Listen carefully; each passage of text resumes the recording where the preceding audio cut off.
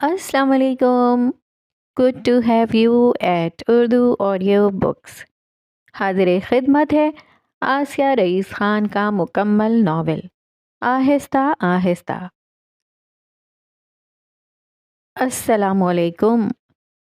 दरवाज़ा बंद हो जाने के चंद सानिये बाद उसकी तरफ सलामती का पैगाम आया।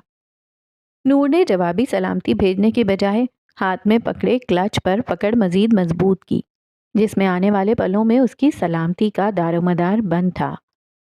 घर में रुखसती के बाद से इस नए घर में पहला कदम रखने और फिर इस कमरे में पहुंचने के दरमियानी वक्फे में उसे कहाँ बिठाया गया, कब उठाया गया, क्या कहा गया, कौन कौन सी रस्में हुई, उसे कुछ भी याद नहीं था। इस दौरान उसकी सारी तवज्जो और कोशिश ये थी कि किसी तरह क्लच में पड़ी दवा की स्ट्रैप से 2-3 टिक्कियां निकाल कर निगल ले, जो ऐन रुखसती के वक्त जिक्रा ने उसके कानों में सरगोशी की शक्ल में धमाका करने के बाद उसके क्लच में रखी थी। मगर अब यह कयामत खेज घड़ी सर पर आन खड़ी थी और वो दवाई खाना तो दूर, क्लच खोल भी नहीं पाई थी।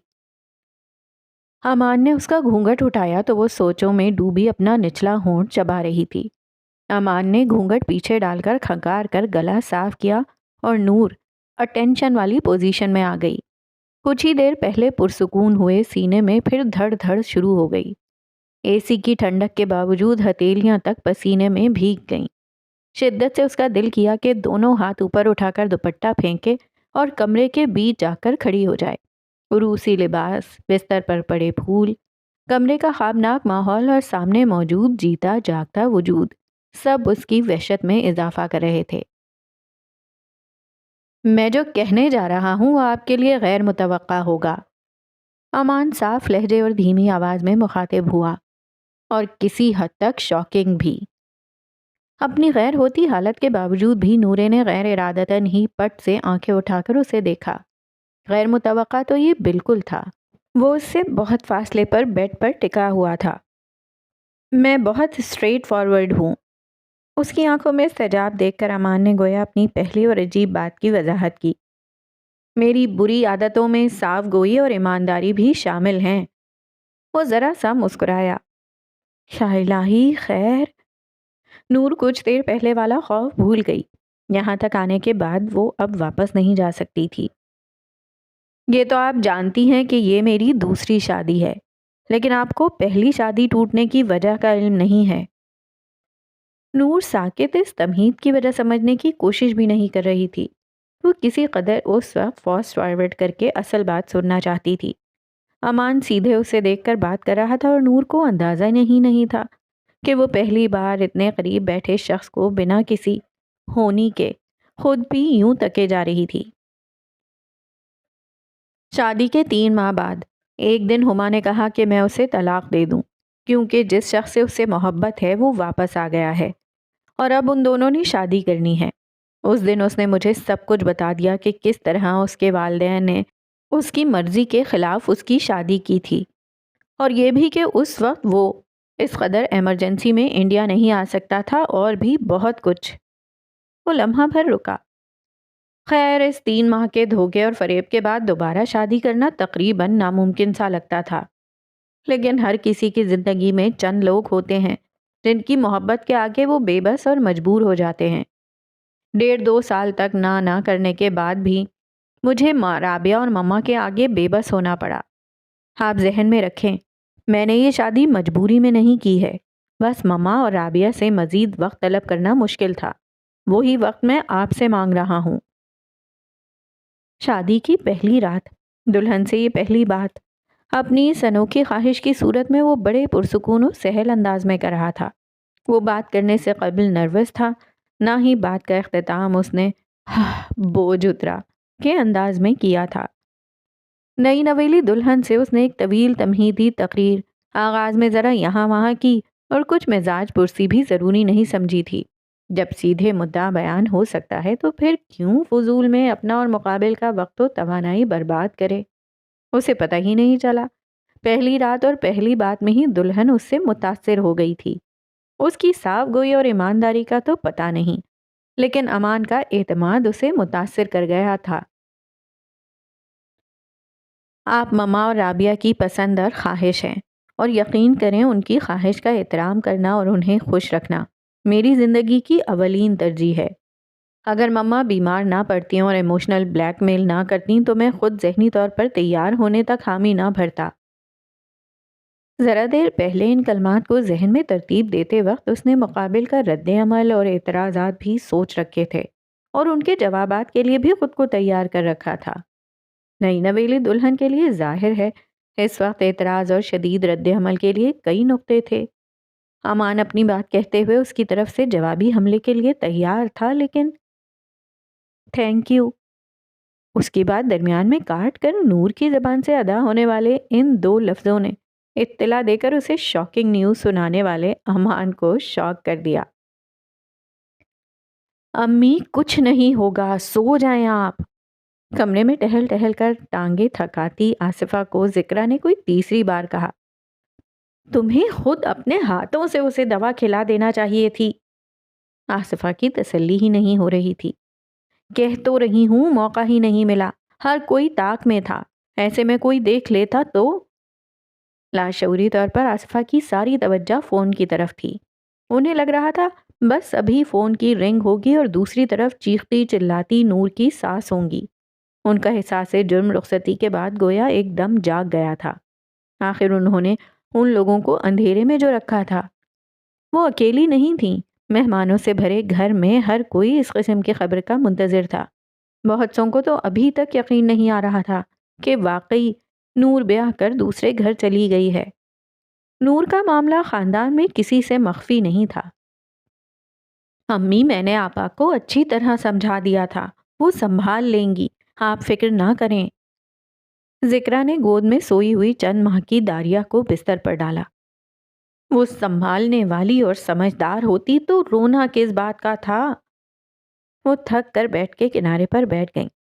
اس کی ایک ہی ضد تھی کہ پہلے ان لوگوں کو ساری بات بتا دی جائے، اور کچھ گھنٹے پہلے تک وہ یہی سمجھ رہی تھی کہ انہیں علم ہے۔ رخصتی سے پہلے ذکرا نے اس کو دوائی کی سٹریپ دیتے ہوئے خبردار کیا تھا کہ اس کے سسرال والے لا علم ہیں، اور اب آصفہ کو ساری فکر یہی تھی کہ وہ سسرال میں پہلی بات یہی نہ کر بیٹھے کہ میرے گھر والوں نے آپ سب سے یہ بات مخفی رکھی ہے۔ آصفہ، بڑی خالہ باہر سے آواز دیتے ہوئے اندر آئیں۔ 2:30 بج گیا ہے، سونا کہاں ہے بتا دو اب۔ یہیں سو جائیں۔ آصفہ اٹھ کر چادر درست کرنے لگیں۔ انہیں اب نیند کہاں آنا تھی۔ انہیں نور کی طرف سے کسی خبر کا انتظار تھا، اچھی یا بری۔ امان کی حیران شکل دیکھ کر نور نے دوبارہ کہا، تھینک یو۔ آپ کے امان کرنٹ کھا کر اپنی جگہ سے اچھلا تھا۔ تمہیں بھی کسی اور سے محبت ہے؟ وہ سارے تکلفات طاق پر رکھ کر تم پر اتر آیا۔ بالکل نہیں، نور نے زور سے انکار میں گردن ہلائی۔ تو یہ شادی تمہاری مرضی سے نہیں ہوئی ہے؟ اس نے بے یقینی سے بالوں میں انگلیاں پھنسائیں۔ تقدیر دوبارہ وہی مذاق کیسے کر سکتی ہے؟ نہیں، نور کی نہیں نے اس کا چہرہ تاریک کر دیا۔ میرا مطلب ہے ہاں، یعنی اس کی غلط فہمی دور کرنے کی کوشش میں اس نے مزید کنفیوژن پیدا کر دیا۔ نور اپنی جگہ سے کھڑی ہوئی۔ یہ دیکھیں، اس نے کلچ کھول کر دوا کی سٹریپ باہر نکالی۔ تم خودکشی کرنے والی تھیں؟ لاحول بالکل نہیں۔ امان اب پورے کمرے میں ٹہل رہا تھا۔ کچھ دیر پہلے والا پرسکون اور پر اعتماد امان غائب تھا۔ میری اچھی یا بری کسی بھی عادت میں صاف گوئی اور ایمانداری شامل نہیں ہے۔ کچھ منٹ سوچنے کے بعد نور مخاطب ہوئی تو امان رک کر اسے دیکھنے لگا۔ لیکن میں آپ سے جھوٹ نہیں کہوں گی، آپ پلیز میری پوری بات سن لیں، پلیز۔ وہ آگے بڑھ کر اس کے مقابل کھڑا ہوا تو وہ ایک قدم پیچھے ہٹ گئی، جسے محسوس کر کے امان کے ماتھے پر بل پڑ گئے۔ مجھے کبھی کسی سے محبت نہیں ہوئی، نہ ہی مجھے آپ سے شادی پر کوئی اعتراض تھا، بس۔ اس کے جملوں سے اس کے تنے عضلات ڈھیلے ہوئے ہی تھے کہ پھر بس پر پھر تن گئے۔ کچھ توقف کے بعد وہ آہستگی سے بولی، ایک طرح سے مجھے بھی آپ کی طرح بلیک میل کیا گیا ہے۔ تم بنا رکے ایک ساتھ ایک ہی بار میں پوری بات بتا دو۔ امان کا صبر جواب دے گیا۔ اس نے اپنی بات کا ہر ممکنہ رد عمل سوچ رکھا تھا۔ بدترین صورتحال میں اس نے سوچا تھا کہ زیادہ سے زیادہ 2 تماچے پڑ سکتے ہیں، مگر یہ صورتحال تو تماچوں سے بھی بدترین تھی۔ آپ کی پہلی شادی راز نہیں ہے، لیکن آپ میرا راز نہیں جانتے ہیں۔ میرا بچپن سے طے شدہ رشتہ ٹوٹا، اس کے بعد خاندان اور جان پہچان والوں نے کبھی اس مقصد سے میرے گھر کا رخ نہیں کیا۔ کہیں بات چلی بھی تو آگے نہیں بڑھ پائی۔ ان شارٹ 28 سال عمر کے باوجود بھی میری کہیں شادی نہیں ہو پائی تو اس کی وجہ میری میڈیکل کنڈیشن ہے، جسے ڈاکٹرز نے پینک ڈس آرڈر تشخیص کیا ہے۔ اس نے ایک ساتھ ایک بار اور ایک سانس میں بات ختم کی۔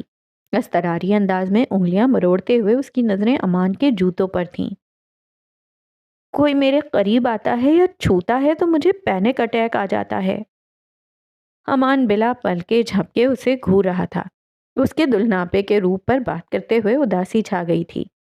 اندر مچی اتھل پتھل کے باوجود امان نے اس تغیر کو خوب محسوس کیا۔ یہ دوائی ڈاکٹر نے تجویز کی تھی۔ سب کا خیال تھا کہ اس کے بعد میرا وہ حال نہیں ہوگا، یعنی پینک اٹیک نہیں آئے گا۔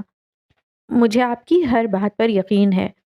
آپ بھی پلیز میرا یقین کریں کہ میں نے اسی شرط پر شادی کے لیے اقرار کیا تھا کہ آپ کی فیملی کو سب بتا دیا جائے۔ یہ تو مجھے رخصتی کے وقت علم ہوا کہ آپ اور آپ کی فیملی کچھ نہیں جانتے۔ وقت صرف آپ کو ہی نہیں، مجھے بھی چاہیے، اس لیے میں نے آپ کا شکریہ ادا کیا تھا۔ نور نے بات ختم کر کے ڈرتے ڈرتے نگاہ اٹھائی۔ امان کمرے میں ٹہلنے لگا تھا۔ اس کی نظریں بھی جوتوں سے ہٹ کر اس کے ساتھ ساتھ ٹہلنے لگیں۔ مما، ایک بار پھر ہم سب کے ساتھ دھوکا ہوا، اس نے دکھ سے سوچا۔ اس کا ذہن بلیٹ ٹرین کی رفتار سے دوڑ رہا تھا۔ وہ ڈریسنگ ٹیبل کے سٹول پر بیٹھ گیا تھا۔ اس کا دایاں پیر مسلسل ہل رہا تھا۔ اس کی ذہنی کشمکش کا یہ مظاہرہ نور کو ہلا رہا تھا۔ سفر کا آغاز سچ کے ساتھ کرنے کا اس کا فیصلہ برجستہ تھا۔ چند گھنٹوں قبل تک وہ مطمئن تھی کہ سب جانتے ہوئے وہ لوگ بارات لے کر آئے ہیں۔ رخصتی کے وقت ذکرا نے اس کے کان میں سرگوشی کر کے وہ بم پھوڑا تھا۔ اب وہ دل ہی دل میں مشکل اور آفت کے وقت پڑھی جانے والی دعاؤں کا ورد کیے جا رہی تھی۔ امان کسی نتیجے پر پہنچ کر فیصلہ کن انداز میں کھڑا ہوا۔ الہی خیر! وہ اپنی جگہ کھڑے کھڑے ہی اسے لگا وہ پلے صراط سے گزر رہی ہے۔ میں یہ سب مما اور رابعہ سے شیئر نہیں کر سکتا۔ اس شادی سے نارمل میرڈ لائف کی توقع نہ تمہیں تھی نہ مجھے، کم از کم فوراً تو نہیں۔ وہ سوچ سوچ کر بول رہا تھا۔ ہم دونوں کو وقت چاہیے، تو ہم یہ فاصلہ قائم رکھتے ہیں۔ اس نے ان دونوں کے درمیان خلا میں اشارہ کیا۔ لیکن اس کمرے کے باہر ہمیں سب نارمل شو کرنا ہوگا۔ نور نے اسبات میں گردن ہلائی۔ امان بے یقینی سے اس سے دیکھ یعنی گھور رہا تھا، پھر خود ہی سر جھٹک کر خود کو یقین دلایا کہ یہ خواب نہیں ہے۔ انبیلیویبل! وہ خود کلامی کرتے ہوئے الماری کی طرف مڑا، کپڑے نکالے اور غسل خانے کی طرف بڑھا، پھر کچھ سوچ کر دروازے کے قریب جا کر پلٹا۔ یہ شادی میں نے مما اور رابعہ کی خواہش اور خوشی کے لیے کی ہے، اور یہ وہ دھوکہ یا فریب جیسے لفظ استعمال کرتے ہوئے رک گیا۔ یہ بھی ان کے لیے ہے، سو پلیز یہ ہمیشہ یاد رکھنا۔ وہ دروازہ کھول کر اندر چلا گیا۔ وہ جو کب سے دم سادھے کھڑی تھی، لمبی سانس خارج کر کے پلنگ پر ڈھہ سی گئی۔ ذہن ایک دم خالی ہو گیا تھا۔ وہ اٹھ کر ڈریسنگ ٹیبل تک آئی اور زیور اور چوڑیاں اتارنے لگی۔ پہلا مرحلہ کسی بھی ہونی کے بنا ہی گزر گیا تھا، اور آئندہ کے لیے حادثات کے امکانات ٹل گئے تھے۔ جو خوف کسی عفریت کی طرح اس کے سر پر منڈلا رہا تھا وہ فی الحال ٹل گیا تھا۔ جذباتی تناؤ اور کشاکش بھی اب معدوم تھی۔ وہ بڑی دیر بعد پرسکون ہوئی تھی، مگر کب تک؟ اس نے آئینے میں خود سے سوال کیا تھا۔ تھکا دماغ اب اور الجھنے کو تیار نہیں تھا۔ سستی سے جمائی لیتے ہوئے اس نے مزید سوچنے سے معذرت کر لی۔ میک اپ صاف کرنے کے بعد اس نے بیگ کھول کر تبدیل کرنے کے لیے کپڑے نکالے۔ اس نے شب خوابی کے لباس کی بجائے سادہ سا شلوار کرتا نکالا تھا۔ وہ بیگ بند کر رہی تھی تب امان باہر نکلا۔ نور کی طرف دیکھے بغیر اس نے جانماز بچھائی اور نماز کے لیے کھڑا ہو گیا۔ گڈ! غسل خانے کا دروازہ بند کرتے ہوئے نور نے دل ہی دل میں کہا، بڑے آرام آرام سے کپڑے تبدیل کر کے وہ غسل خانے سے باہر آئی تو امان نے نماز پڑھ لی تھی۔ رہنے دیں، اسے جا نماز اٹھاتے دیکھ کر نور نے روکا۔ میری بھی عشاء باقی ہے۔ امان نے جا نماز ایسے ہی چھوڑ دی۔ نور نے نماز کی نیت باندھی تو امان نے بستر پر لیٹ کر اس کی طرف پشت کر لی۔ گڈ۔ نماز کے بعد وہ لمبی دعا کرنا چاہتی تھی مگر نیند اس قدر غالب تھی کہ سوچ ایک جگہ مرکوز ہی نہیں ہو رہی تھی۔ اس نے جا نماز طے کر کے اٹھا کر رکھ دی۔ امان اس کی طرف پشت کیے لیٹا تھا۔ اس نے چاروں طرف نظر دوڑائی۔ کمرے کے درمیان میں دیوار سے لگا بیڈ تھا۔ اس کی دائیں طرف غسل خانے کا دروازہ تھا۔ درمیان میں تقریباً 4 فٹ کی جگہ تھی۔ بیڈ کے بائیں طرف اتنے ہی فاصلے پر ڈریسنگ ٹیبل تھا۔ بیڈ کے سامنے والی دیوار کے ساتھ وارڈروب نما بڑی سی الماری تھی۔ اس کے ساتھ کھڑکی کے پاس چھوٹا سا ٹیبل تھا جس پر امان کا آفس بیگ، لیپ ٹاپ اور کتابیں وغیرہ تھیں۔ الماری اور پلنگ کے بیچ اتنی جگہ تھی کہ وہ آرام سے وہاں سو سکتی تھی۔ ابھی وہ جائزہ لینے میں ہی مصروف تھی کہ امان اٹھا، اس کے پاس سے گزر کر الماری کھولی اور اوپر والے خانے سے کمبل نکال کر پلنگ کے دوسرے سرے پایتنی پر ڈالا۔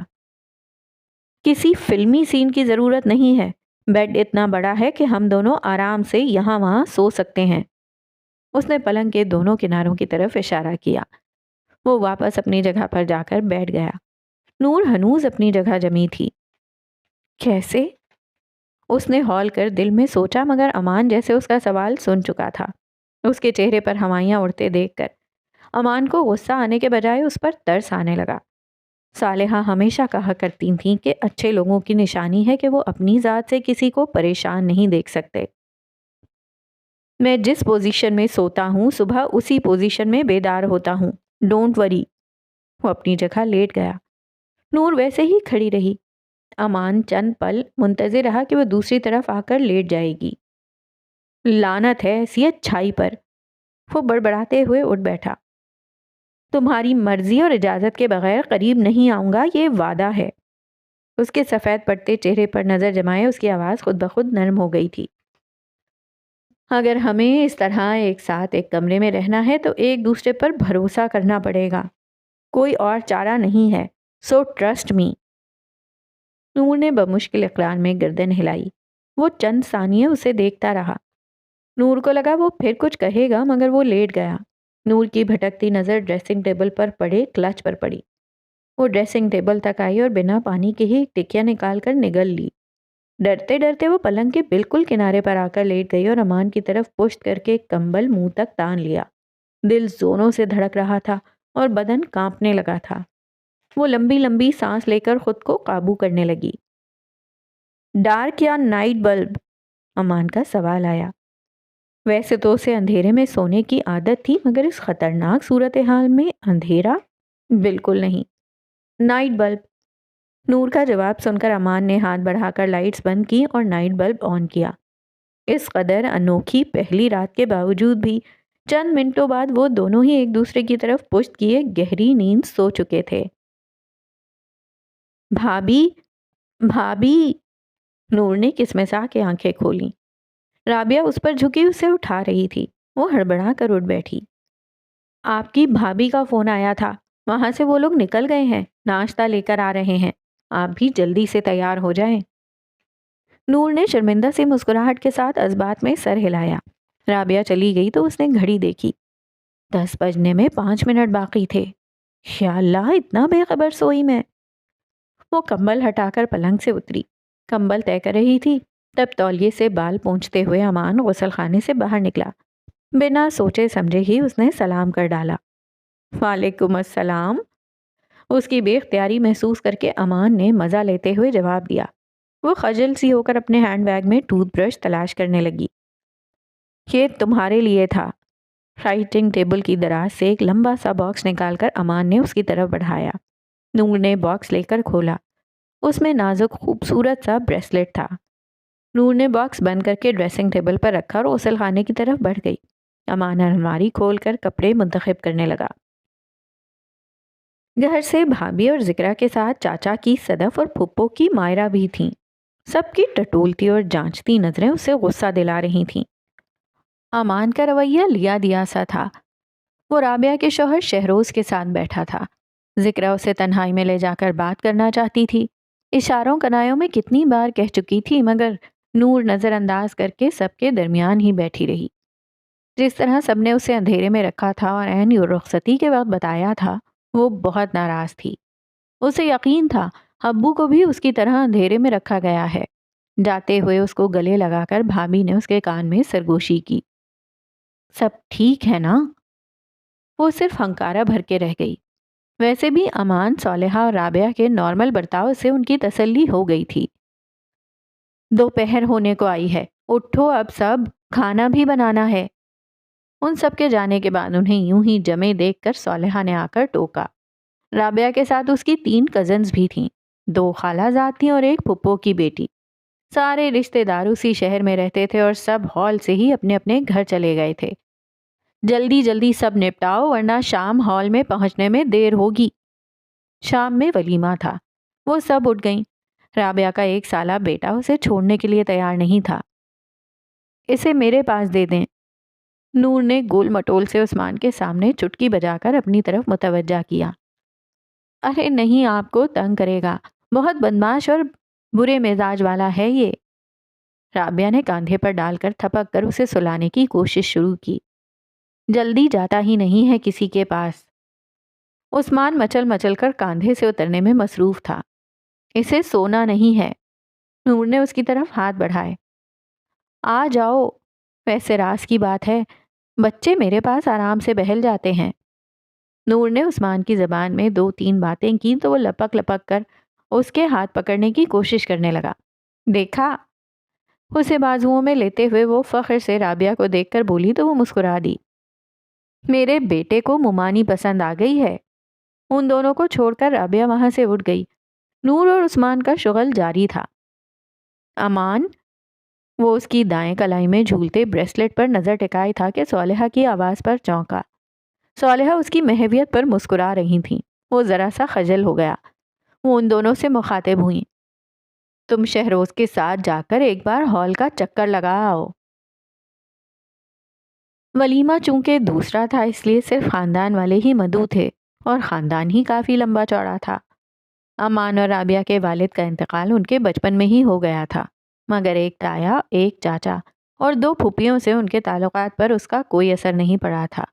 کئی اتار چڑھاؤ آئے تھے مگر ہر خاندان کی طرح کھٹاس اور مٹھاس کی آمیزش والے تعلقات اور رشتے قائم تھے۔ ننیال مختصر تھا، ایک خالہ اور ایک ماموں۔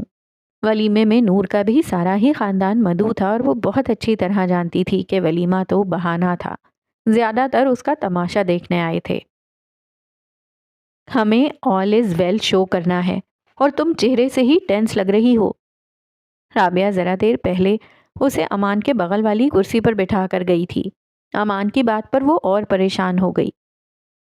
کیسے شو ہوگا آل از ویل؟ وہ سر اٹھا کر الٹا اسی سے پوچھ بیٹھی۔ نور کی فیملی نے اتنی اہم اور بڑی بات نہ بتا کر انہیں گمراہ کیا تھا۔ یہ فریب تھا اور اس کا غصہ ہونا لازمی تھا، مگر اسے پیچیدگیاں پسند نہیں تھیں، نہ زندگی میں نہ ذہن میں۔ اس کی سوچ، مقصد اور ترجیحات ہمیشہ بہت واضح ہوتی تھیں۔ نور کی فیملی سے باز پرس اور ناراضگی کے اظہار کا خیال اسے بھی آیا تھا، لیکن فی الحال اس کی اولین ترجیح صالحہ اور رابعہ کی خوشی اور ان کا اطمینان تھا، اور پھر نور کی حق گوئی اور اپنے گھر والوں کی غلطی کا اقرار تھا جس نے اسے کسی بھی قسم کے شدید رد عمل سے روکے رکھا تھا۔ ہما کے فریب کے بعد اس کے لیے کسی پر بھی آنکھیں بند کر کے یقین کرنا ناممکن تھا، لیکن جس طرح نور نے انجام کی پرواہ کیے بنا جرأت مندی سے اسے ساری بات بتا دی تھی، اس کی یہ جرأت حالات کو اس کے حق میں کر گئی تھی۔ امان پہلے ہی اس سے کچھ وقت مانگ چکا تھا۔ وہ چاہتی تو آرام سے ساری بات چھپا جاتی اور اوپر سے اس پر اس کی بات مان لینے کا احسان بھی جتا سکتی تھی۔ اس کی اس کمزوری کا فائدہ اٹھا سکتی تھی، اسے اپنے مطلب کے لیے استعمال کر سکتی تھی، مگر اس نے پہلے مرحلے پر ہی سچ کا انتخاب کیا تھا۔ ایک حسین دھوکے کے بعد اس رشتے میں امان کے لیے سب سے ضروری اور اہم تھا شفافیت اور ایمانداری، اور نور نے پہلے مرحلے پر ہی ان دونوں کا مظاہرہ کیا تھا۔ کیا ہوا؟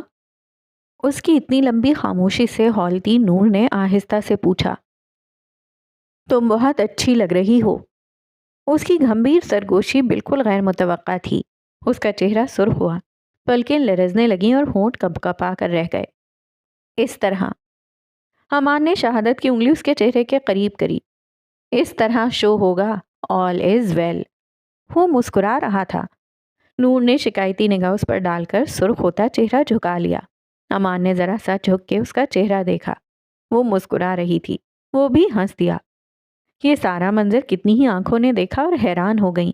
اسٹیج کی طرف آتی علینا کو لگا پیروں کے نیچے کانٹے بچھ گئے ہوں۔ وہ ان دیکھے کانٹوں پر چل کر ان تک پہنچی۔ جوڑی تو بڑی شاندار لگ رہی ہے، اب اسے سنبھال کر رکھنا۔ نور کا تنقیدی جائزہ لے کر وہ امان سے مخاطب ہوئی۔ اس نے جواباً بڑی دل نشین مسکراہٹ ہونٹوں پر سجا لی۔ مزے ہیں تمہارے تو، کچھ لوگوں کو ایک بار بھی چانس نہیں ملتا اور تمہیں دو دو بار حسین دلہنیں مل گئیں۔ سالوں کے تجربے کے بعد اس نے سیکھا تھا، علینا کے مقابل خاموشی سب سے اچھا ہتھیار ہے۔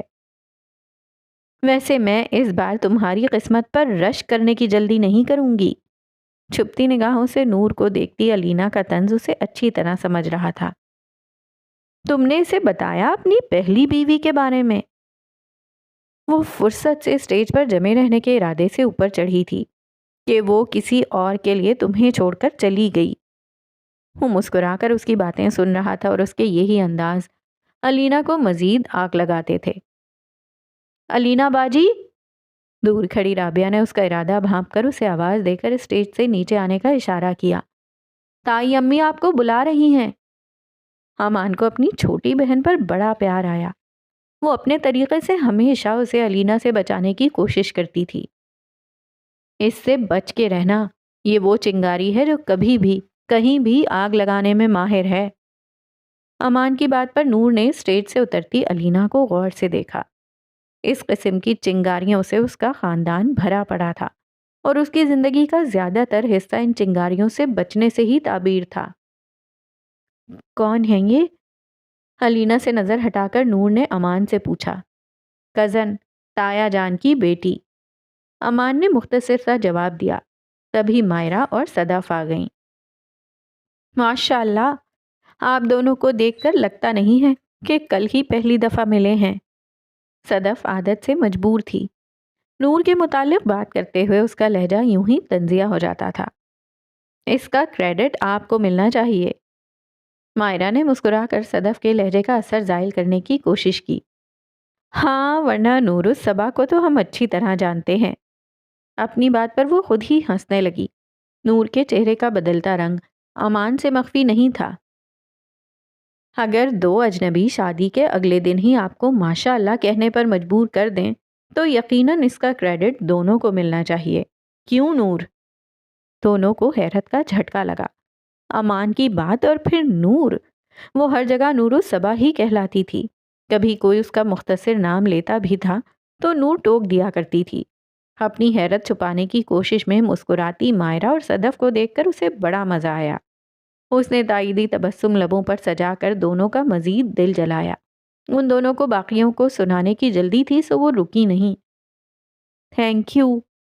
اسے اندازہ بھی نہیں تھا انجانے میں اس نے اسے کیسا سرخرو کیا تھا۔ میں اور رابعہ بھی اس قسم کے چند کزنز کو جھیلتے آ رہے ہیں۔ جانے سے پہلے امی ابو نے اسے گلے لگا کر دعائیں دیں تو اندر سرایت کرتی وحشت کو پوری توانائی سے پرے دھکیل کر وہ مسکرائی تھی۔ ابو کا مطمئن چہرہ دیکھ کر اس نے باقی سب سے اپنی ناراضگی کا اظہار بھی ملتوی کر دیا تھا۔ گھر کے سکون اور ابو کی خاطر ہی تو وہ سالوں سے دل پر جبر کیے سب کے ساتھ نارمل رویہ رکھے تھی۔ اب بھی اس نے ابو کی خاطر لب سی لیے تھے۔ رابعہ اسے لے کر کمرے میں آئی تو وہ کپڑے تبدیل کر کے ٹی وی لگائے بیٹھا تھا۔ انہیں دیکھتے ہی فوراً رابعہ سے کافی بنانے کو کہا۔ ارے تو آپ آواز دے دیتے۔ وہ کافی کا طلبی تھا۔ اتنی دیر سے کیا میرے آنے کا انتظار کر رہے تھے؟ رابعہ فوراً ہی چلی گئی۔ جس طرح سے تم نے بریسلٹ رکھا تھا مجھے لگا تھا کہ تم اسے نہیں پہنو گی۔ میک اپ صاف کرتے ہوئے ولیمے کے واقعات ذہن میں دہراتے ہوئے وہ جو اس کی موجودگی کو فراموش کر بیٹھی تھی اس کی آواز پہ ٹھٹک گئی۔ آپ ہی نے تو کہا تھا یہ میرے لیے ہے۔ آئینے میں امان کے عکس کو دیکھتے ہوئے وہ حیرانی سے بولی۔ آپ نہیں چاہتے تو میں اتار دیتی ہوں۔ وہ بریسلیٹ کا لاک کھولنے لگی۔ نہیں، پہنے رہو، وہ جلدی سے بولا۔ یہ تمہارا ہی ہے۔ نور نے دوبارہ آئینے میں اسے دیکھا۔ اب وہ بھی اسے ہی دیکھ رہا تھا۔ میرا خیال تھا تم نہیں پہنو گی، مگر تم نے پہنا، مجھے اچھا لگا۔ اسے شاید یوں ہی حیران کر دینے کی عادت تھی، یا یہی وہ ایمانداری اور اسٹریٹ فارورڈنس تھی جس کا اس نے روز اول ذکر کیا تھا۔ نور نے نظروں کا زاویہ بدل لیا۔ یہ لیں آپ کی کافی۔ رابعہ نے امان کو مگ تھمایا اور دوسرا اس کی طرف بڑھایا۔ میں نے آپ کے لیے بھی بنائی ہے۔ پہلے میں چینج کر لوں؟ وہ کھڑی ہوئی۔ پہلے کافی لے لو، ٹھنڈی ہو جائے گی۔ امان کی بات پر اس نے مگ تھام لیا۔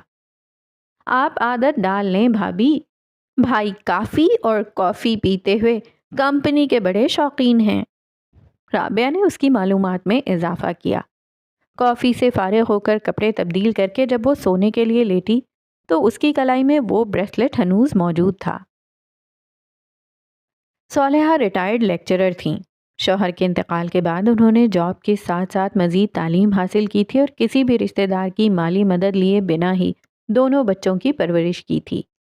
ان کی اس درجہ خودداری نے کئی لوگوں کو ناراض بھی کیا تھا۔ کسی نے اسے صالحہ کا غرور تو کسی نے اسے صالحہ کی بدمزاجی گردانا، مگر وہ مستقل مزاج رہیں۔ وہ نہیں چاہتی تھیں کہ لوگوں کے احسانوں تلے ان کے بچوں کی شخصیت دب کر رہ جائے۔